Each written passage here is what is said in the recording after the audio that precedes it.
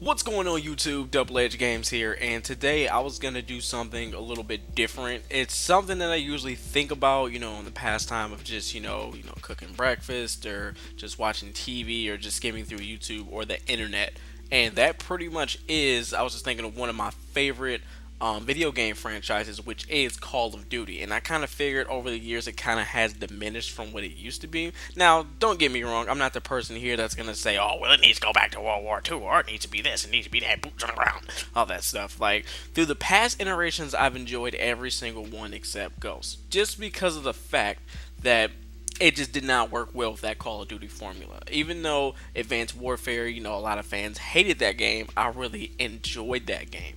And then also with the newer Black Ops 3 that has some more of that futuristic movement, a lot of fans have kept repeating this phrase, which is boots on the ground. We want that classic Call of Duty feel back when we got into that high point that the Call of Duty series was at its peak.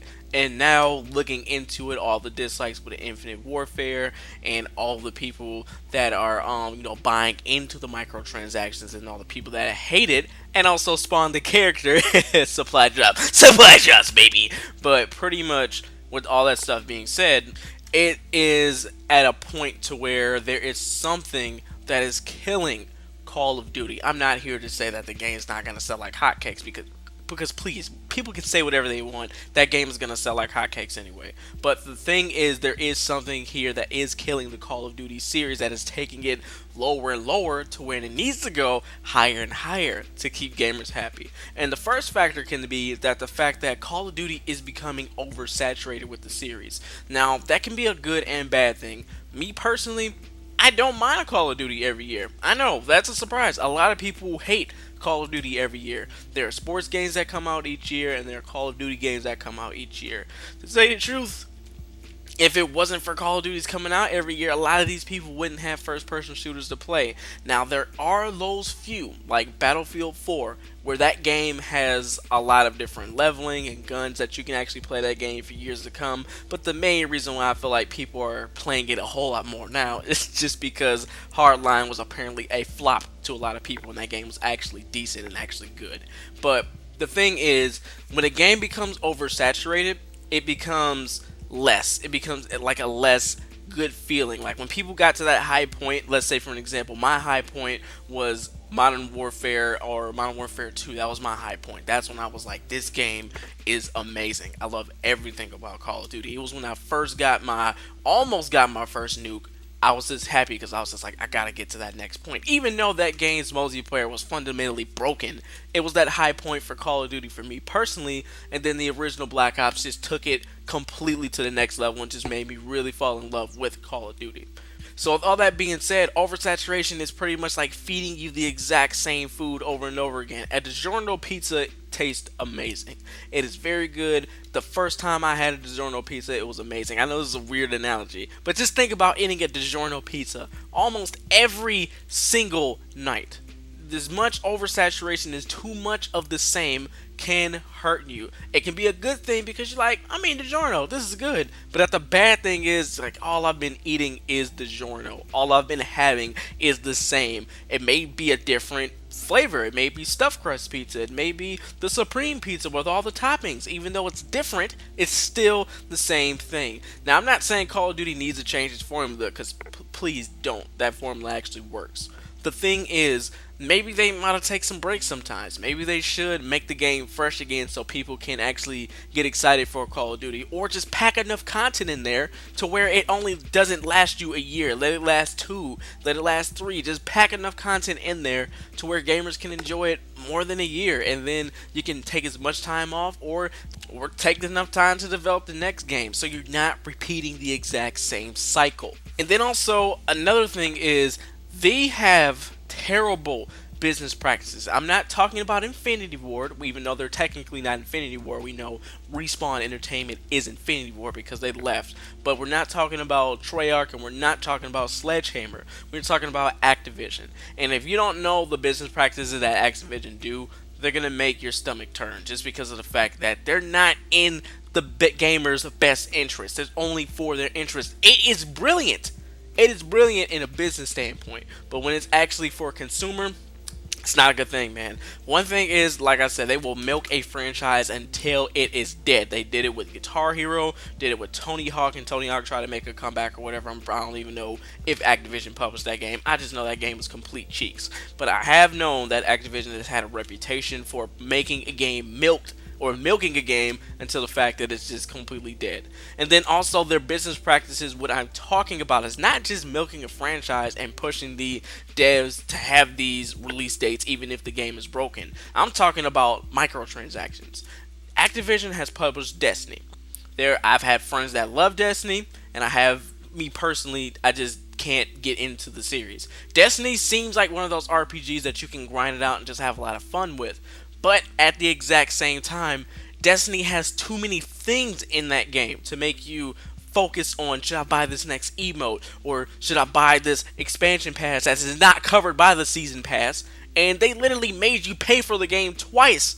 The fact of the matter is, their business practices are genius because they work. And it's that simple. Gamers can whine and complain about it all they want to, but those hardcore fans that love that game are not going to stop playing it or spending that money. And the one thing that kills me about this entire discussion is the fact that if you've not noticed this about, I would say, Black Ops 3 and with Advanced Warfare, there's something wrong right here. Because Advanced Warfare, this is when they were testing the series out. They were like, let's add in these supply drop systems that you get just by playing the game. At first, everything was cool, because you just play the game and you get weapon variations, and then also you get like customized exosuits and parts and stuff like that. So it was cool.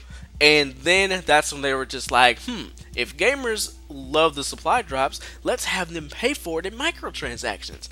Then what ended up happening was, instead of that chance of getting a rare item or a epic item, now you can buy that chance in order to get that epic item or that rare item. So what that creates is this new gambling format, and or this other format to where it's similar to Warface's actual randomized loot system, where there's one weapon like the AK-47 and it's in a case and it's a permanent weapon, but you have to buy the cases in order to get that weapon. So you have a chance to get it, but it is not guaranteed. And when it really hit its low is when they started throwing guns into the supply drops. Not cosmetic stuff, guns, to where it actually changes the actual game's format and the way it's played. So what that means is, the community that don't have access to the guns, that didn't get a chance to win, if the gun is either overpowered or if the gun is just, clearly outclassing whatever they're using, they're just going to be like, you know what, I need to get that gun. And then they're going to end up buying supply drops any chance they get, any extra money they got, they're going to just throw it at Activision. People literally on the internet, I've said this in my supply drop video, has spent $100 on supply drops. And some of these people may have said, well, Activision gave them the money and stuff like that. Why would Activision give them the money? And the person doing the experiment literally said, don't support this crap. It is crap. We're not telling you how to spend your money. If you have money to do it, ball out. But if you do not want this crap happening in the future Call of Duty, supporting this free-to-play model, do not support it. So why would Activision give them money for stuff like that? I'm not trying to completely shit on what the dude said. I mean, at the same time, Activision will give, the Alliés and the T Martins, whoever else, they will give them funding or tell them, hey, don't tell gamers that our Legacy Edition is bad because Infinity Ward, the game that made the best Call of Duty, is making it. When in fact, that is not the exact same development team. If you do research, Respawn Entertainment is actually the original Infinity Ward. Why do you think Sledgehammer and Infinity Ward had to work on Modern Warfare 3 together? That was Infinity Ward's last Call of Duty. I don't even think they barely finished it. That's why Sledgehammer had to come in and actually finish the rest of it. So, with that being said, you can't say stuff like that when it's not true. So of course, the business practices of Activision is shitty, and then also on top of that, with those supply drops, like I said, the fact that they're throwing weapons in there, at first my initial reaction was cool. We got free weapons, all we do is just get them because, you can buy the supply drops with in-game currency. But then they started to slow down the actual rate that you get the in-game currency, because I don't remember getting a crap load of crypto tokens in the beginning, because when I first started out, they came like like that. They were coming out real clean.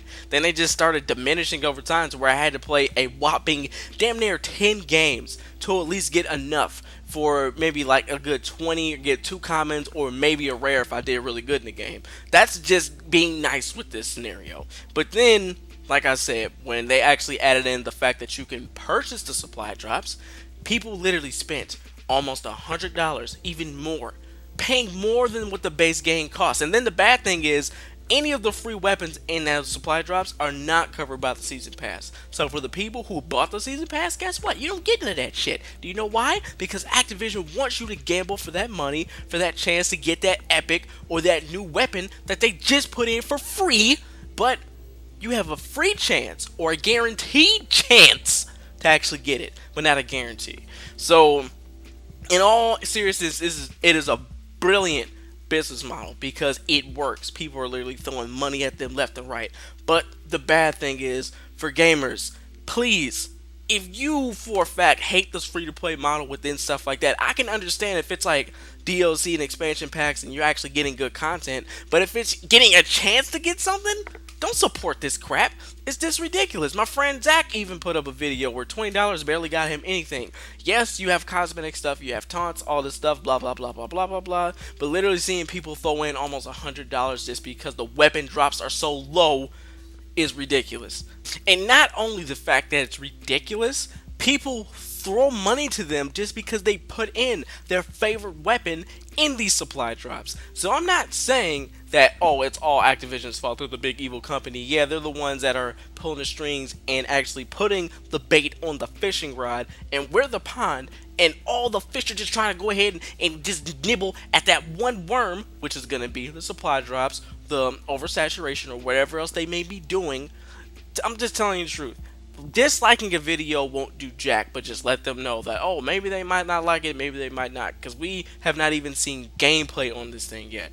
People can hate Call of Duty all they want to, can say it's dead, blah, blah, blah, blah, blah, blah, blah. People are still going to end up buying it because they do have a way to reel you back in. They're going to, put on that fishing rod. They're going to put out that Call of Duty 4 remastered version and then charge you $20 extra. And people are just like, well, we're just going to buy the game, get it for the remaster, put the code in, take the game back.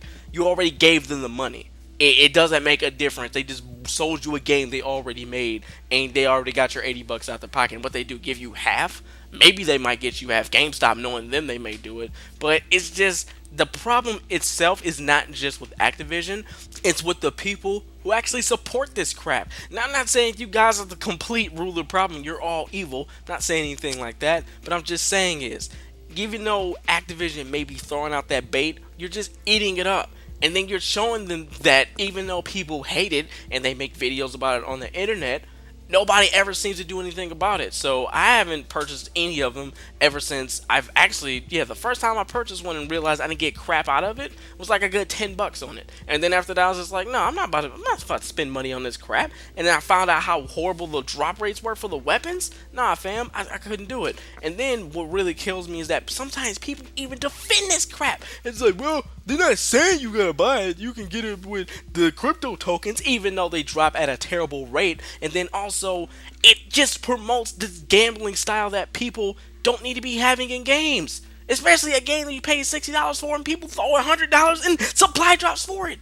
It's ridiculous. So the point of the root of the issue is it's a combined effort from Activision. Let's throw this bait out and see how they react to it. And then the fish, the blind people just run out. Oh, you put my favorite gun in there? That's the bait. You put my favorite gun in there? I got you, fam. I'm just about to throw out a bunch of money at you. It's ridiculous. So if you really do want to stop this, don't even throw a dislike on the video. Don't do that, because tell you the truth, that game is gonna sell out anyway, just because it's Call of Duty, and at the fact that they're gonna have a way to reel you in anyway, just because it's Activision. They've been doing it for years. So if you really want this crap to stop, or if you really want whatever's going on with Call of Duty to stop, if you really don't want this to be in the future, anything like that, do not buy it. It is that simple. If you do not like it, do not buy it. Goes for the supply drops too. Even if they put in the ACR from Modern Warfare 3 and the MP7, because I know people love that gun, if they throw it in there, do not buy it. If you get the crypto tokens, good. If they give you a crypto token weekend, spend it on that. But don't throw them any more money on this crap, because all it does is actually promotes this free to play model that does not need to be in this game. Now, I know this is a 15-minute rant, but that is the end of this issue. It is with the gamers themselves. That's the issue of this problem. It's not 100% the gamers' fault, but they're just about as much of the problem as Activision itself. So I'd like to thank you guys for watching. I hope this is some food for thought. I'm not trying to, throw any salt at any of these companies. I'm just here to give you the bigger picture. So I hope you guys enjoyed it. I'll catch you guys in the next one.